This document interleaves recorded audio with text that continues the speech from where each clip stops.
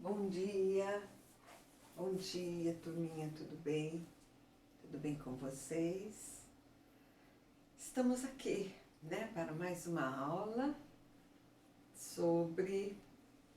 hoje sobre o discurso, os tipos de discurso, tá? Eu tentei falar com vocês a semana passada, mas não consegui. Assim que terminou vamos dizer assim, a explicação, logo em seguida vocês se desconectaram e eu tentei falar nos 15 últimos minutos da aula e não havia ninguém para me responder. Fiquei super frustrada, porque estava morrendo de saudades, queria ver vocês. Aí a Janessa falou assim, peça para eles ligarem a câmera para que você possa vê-los, né? Porque vocês estão me vendo de vez em quando no vídeo, mas eu já faz, né, desde março que nós não nos vemos. Então, vamos dizer assim, nessa semana, logo depois que encerrar o vídeo, aí eu entro e se vocês tiverem alguma pergunta, vocês poderão fazer qualquer comentário e daí vocês passam a fazer o exercício. E eu vou estar à disposição para explicar se no decorrer dos exercícios alguém tiver alguma dúvida. É só daí me chamar que eu entro e explico, tá bem? Então, eu já fiz assim a semana passada com o primeiro e com o segundo. O terceiro, como foi a primeira aula e a Janessa não avisou vocês, então, na verdade, vocês saíram da aula, tá? Mas agora nós vamos trabalhar esse momento do exercício juntos, porque eu vou querer conferir a apostila de vocês, tá? No começo sei lá, nós estávamos pensando em alguma coisa que fosse provisória, mas agora nós estamos vendo que esse provisório meio que veio para ficar, então nós vamos nos organizar um pouco melhor, tanto em nível de atividades como em nível de prova. Então, não fiquei muito contente com alguns resultados. Então, nós vamos ver aí outras maneiras de articular o terceiro bimestre, tá certo, pessoal? Então, quando vocês assistirem ao vídeo, depois vocês permaneçam para fazer os exercícios referentes a tipos de discurso, porque isso cai no vestibular, cai no Enem, cai na segunda fase, passar de um discurso para outro. Então, é um assunto importante e presente no vestibular, tá bem? Então, temos as aulas 35 e 36, começando a outra apostila, ou eu não sei se vocês já estão com ela ou não, depois eu vou me informar com a Janessa. Então, o que seria isso? Tipos de discurso. Tipos de discurso é a maneira como você apresenta ou como você entra no discurso do outro. O discurso é a fala. Então, o personagem, quando fala, ele fala diretamente, como se ele estivesse gravando um áudio.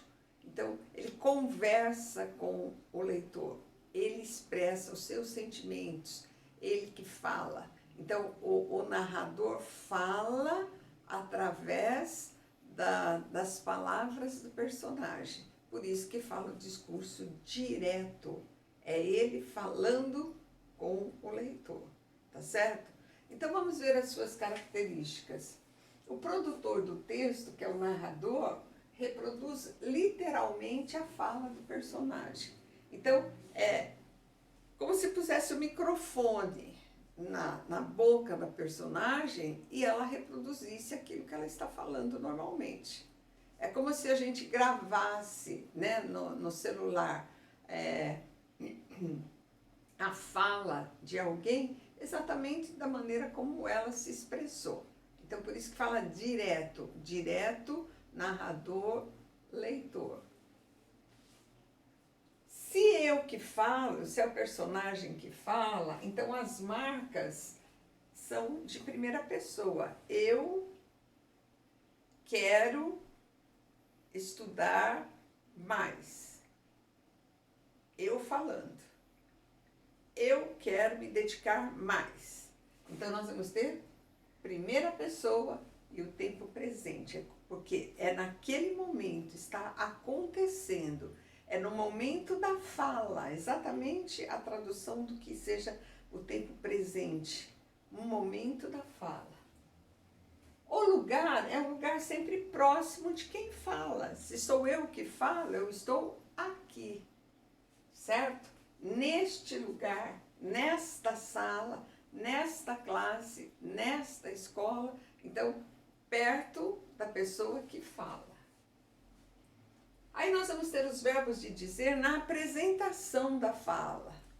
A professora falou e apresenta aquilo que foi falado. Então, esse falou, ela disse, ela comentou, ela argumentou, ela explicou.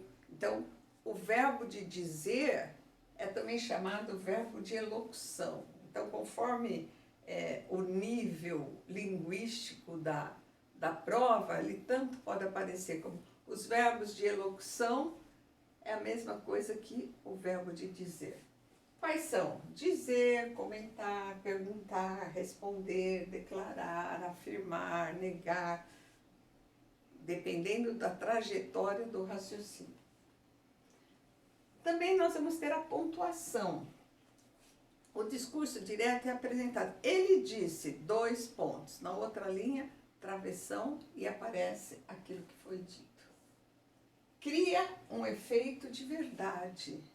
Então, nós vamos ter aqui o que ele declara tem efeito de verdade. Então, nós vamos ter lá, vamos dizer assim, uma fala mais verdadeira, porque é a própria personagem falando, então ela dá assim, ela afirma categoricamente, ela declara, ela pergunta, então aquilo lá bem revestido de um efeito de verdade.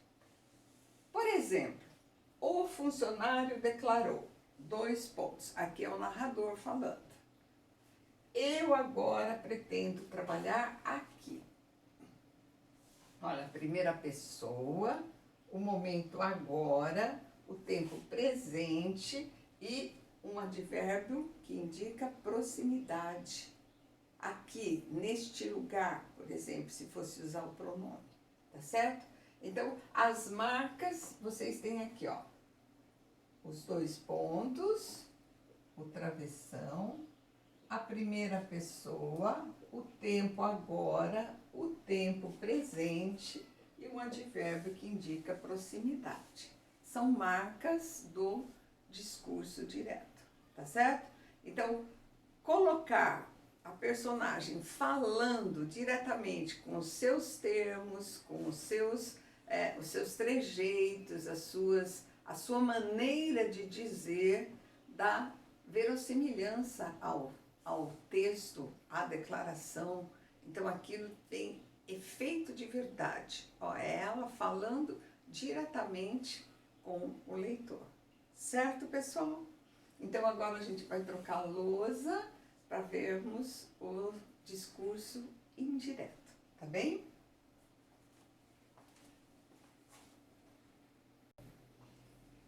Então, vamos lá. Agora, o discurso indireto. O que seria? O produtor do texto reproduz com suas palavras a fala da personagem ou da pessoa citada. Então, não é mais a pessoa que fala, eu disse, tá tudo bem aí, por exemplo? Isso dá efeito de familiaridade, de aproximação, de um contato direto com a personagem, com a história. O discurso indireto já é a citação indireta que a gente fala. É o narrador, o produtor do texto, contando com as suas palavras aquilo que a personagem ou a pessoa declarou, tá certo? Então, seja numa história, numa narração, seja numa entrevista, seja numa citação. Então, a citação direta é aquela que a gente põe aspas com a fala exatamente igual à fala original do autor. E quando eu reproduzo o que ele falou, então eu estou falando indiretamente, eu estou contando o que ele disse. Daí o termo discurso indireto. Por quê? Porque passa pela fala, pela tradução do narrador. Então vamos ver as características. A pessoa citada apresenta-se na terceira pessoa, ele, ela. O pronome vai ser também terceira pessoa, o, a, lhe. Se vai haver um pronome possessivo, por exemplo, seu, sua, então tudo que era eu, primeira, no direto, passa para a terceira, no indireto. Eu disse, ele disse. Ele disse, eu disse. Então é sempre permutando aí o que é o pronome e os tempos verbais. O tempo verbal é passado, naquele dia, naquele momento, a referência de quando. Foi, esteve, aconteceu. Então, estou sempre contando uma coisa que não é o presente agora, é alguma coisa que já ficou para trás. O lugar é um lugar distante, ó, ali, lá, naquele lugar. O verbo de elocução também se apresenta no passado. Ele disse, ele falou, ele declarou, ele perguntou. E no lugar dos dois pontos do travessão, vai vir uma partícula introdutória. Essa partícula, geralmente, é a conjunção integrante que ou se. Ele declarou que, ele disse que, ele não sabia se. Então, as duas integrantes que normalmente começam o discurso indireto. Mas às vezes fala assim, onde fica tal lugar? Ele perguntou onde ficava aquele lugar, tá certo? Então, geralmente, mas não exclusivamente pelo que e pelo se, depende da organização do discurso direto.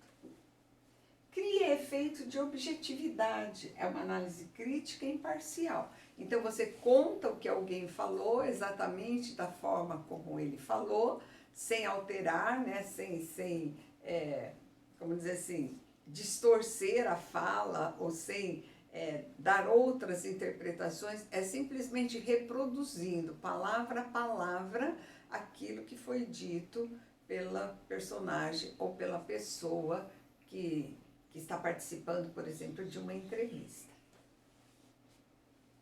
Então, ela é crítica, ela é imparcial, porque eu não estou envolvida. Eu estou falando o que alguém declarou, ou o que alguém disse, ou o que alguém comentou. Então, a minha participação é apenas de reproduzir uma fala. Eu não intercedo nela. Aquela fala inicial, nós passaríamos assim, o funcionário declarou, 2 pontos, eu agora pretendo trabalhar aqui, né? Era a fala inicial. Aí então eu vou ter a participação do narrador é igual, o funcionário declarou, só que em vez de 2 pontos e contar com as palavras dele, eu vou contar como narrador o que foi que ele declarou. Ele declarou que, olha aqui a conjunção integrante, naquele momento, agora, virou naquele momento, então, naquela oportunidade, alguma coisa semelhante. Pretendo, o presente vai passar para o pretérito imperfeito, que ele pretendia trabalhar aqui, mudou para lá. Então, tudo que era perto, próximo, eu, a pessoa que falo, e tudo que está perto de mim, primeira pessoa. Quando eu mudo para dizer o que ele disse, então muda tudo para terceira pessoa. E os termos que eram próximos passam a ser distantes, seja na localização de tempo, seja na localização de espaço. O tempo também, se era presente, vai para passado. Então, nós vamos ter aqui não mais a personagem ou o entrevistado falando, e sim aquilo que o entrevistador, no caso, traduziu como sendo sua fala. Aquilo que o narrador do romance, por exemplo, contou que havia acontecido. Então, o discurso indireto, ele traz muito mais presentemente a fala do narrador. Então, ele que vai expor para nós quais são os personagens e o que eles estão vivenciando, sempre nesse distanciamento de tempo e de espaço. Certo? Tudo bem? Agora nós vamos passar para o terceiro momento, que é o discurso indireto livre, tá? Vamos lá, então, para concluirmos. O discurso indireto livre. Esse é que apresenta a maior dificuldade de o aluno reconhecer o que é um indireto que não tem amarra do narrador. Ele flui livremente. Percebe-se a fala da personagem citada na fala do narrador. Então você percebe que você já viu aquilo, que você já leu aquilo. Foi a personagem que tinha sido traduzida no discurso indireto. Então você tem lá uma semelhança com o discurso indireto. Só que não há verbo de elocução e não há participação direta do narrador. Aquela parte, o funcionário disse e a conjunção que introduz, sai fora. Isto aqui, ó, não faz parte do indireto livre. Então, toda aquela participação do narrador apresentando a fala cai fora. Permanece somente a fala, como se o narrador entrasse na mente da personagem e lesse o que ela estivesse pensando. Então, ficaria assim, ó, pretendia, naquele momento, trabalhar lá. É como se ele lesse o pensamento da personagem e traduzisse para nós, mas sem que ele se apresente, sem que ele coloque, ele disse, ele falou o quê, não. Então, a forma é a forma do discurso indireto. Pretendia trabalhar, naquele momento, trabalhar lá, ou trabalhar naquele lugar, tá? Então, a gente tem aí o discurso indireto livre. É como se a gente entrasse na mente, no sentimento da personagem e conseguisse traduzir o que se passa lá dentro. Então, não tem verbo de dizer, não tem a conjunção, não tem a fala do narrador. É a personagem. Aí, muitas vezes, se confunde, fala assim, é como se ela estivesse pensando alto, mas ela não pensa em primeira pessoa. Cuidado com isso. Muita gente considera discurso indireto livre. Eu achava que a personagem começa a falar em primeira pessoa. Não. O discurso indireto livre é terceira pessoa. Esse é um dado muito importante. O tempo verbal mudou, era pretende, passou para ser pretendia. É como se você tivesse passado a fala para o indireto. Aí você tira tudo que seria do narrador e deixa somente a ideia da personagem. Aí vocês chegam ao indireto livre. Então, ele cria um efeito de cumplicidade entre o discurso que cita, que é o direto, e o discurso que é citado, o indireto. É como se você realmente mergulhasse na mente da personagem e conseguisse traduzir aquilo que se passa na mente dela. Lendo, não é ela dizendo, você lendo aquilo que ela pensou. Pretendia, naquele momento, trabalhar naquele lugar. É como se ela estivesse pensando isso daí. Entenderam? Então, parece difícil, mas não é. Você tem o direto, personagem falando diretamente com você. Você tem o indireto, que é o narrador contando aquilo que foi dito. E você tem o indireto livre, que é como se você lê-se a mente dele através do discurso indireto, mas sai fora o narrador. Você fica somente com a ideia, somente com o pensamento livre da personagem, que ele pretendia, naquele momento, trabalhar lá, ou trabalhar naquele lugar. É como se ele estivesse pensando alto. Certo, pessoal? Uma marca que o vestibular sempre trabalha é o discurso indireto livre em vidas secas, que constantemente o Fabiano usa esse recurso. Ele pensa alto, mas não em primeira pessoa, é em terceira pessoa. Então, caracterizando o discurso indireto livre, tá? Aí, para transpor o discurso direto para o indireto, ou vice-versa, que é uma coisa também que na segunda fase o vestibular trabalha, nós temos que considerar que muda o tempo verbal, tá? O que era presente vai virar pretérito imperfeito. Fala vai virar falava. Pretendo, pretendia. Quero, queria. Eu quero estar junto de vocês. Ela disse que queria estar junto de nós. Então, há uma inversão aí de pronomes e de tempos verbais, tá? O eu se transforma em ele. O ele se transforma em eu. O eles, ou vocês, se transforma em nós. Então, a permuta da primeira com a terceira pessoa. Se o verbo estiver flexionado em pretérito perfeito, pretendeu, né? Pretendi, primeira pessoa, vai para o pretérito mais que perfeito. Tinha pretendido ou pretendera trabalhar ali, tá?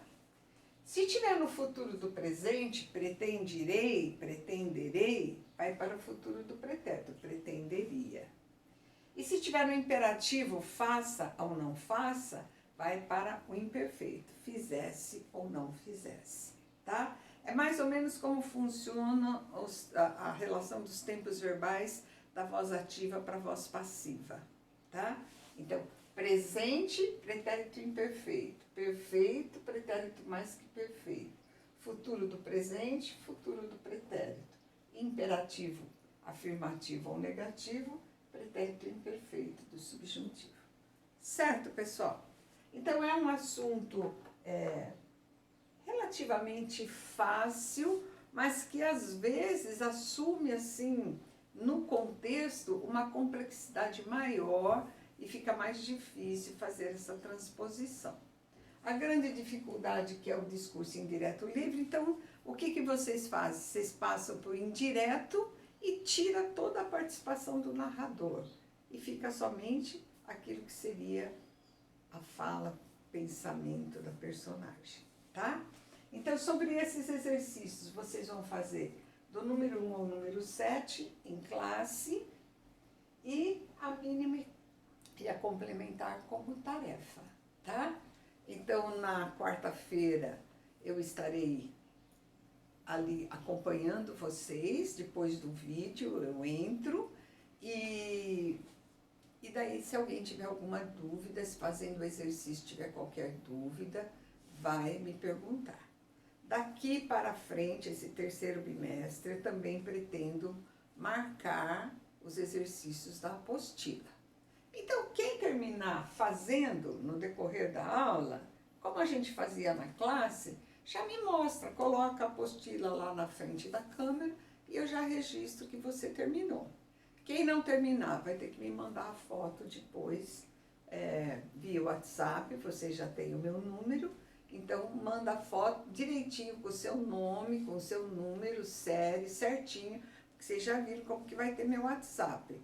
Com tudo que tem do curso de redação e mais agora os alunos de sala de aula, então, às vezes vocês colocam lá, não uma foto que os identifique, mas vocês um símbolo qualquer e fica difícil. Então, é importante que vocês identifiquem ou no número do telefone ou na identificação da própria apostila. Pode colocar o nome em cima lá, que eu vou identificar. Certo, pessoal? Então, bom trabalho agora. Vamos passar para os exercícios e qualquer coisa vocês podem me acionar, tá? Beijo grande. Fiquem com Deus. Boa semana. Tudo de bom, tudo de melhor para vocês, tá? Tchau, tchau.